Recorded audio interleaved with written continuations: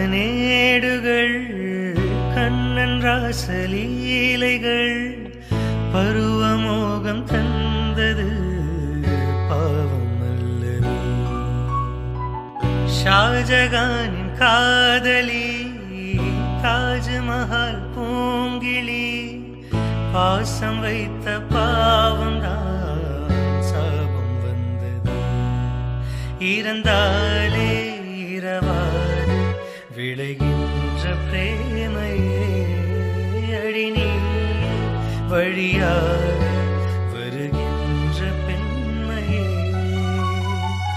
விழியில் பூக்கும் நேசமாய் புனிதமான பந்தமாய் பேசும் இந்த பாசமே இன்று வெட்ட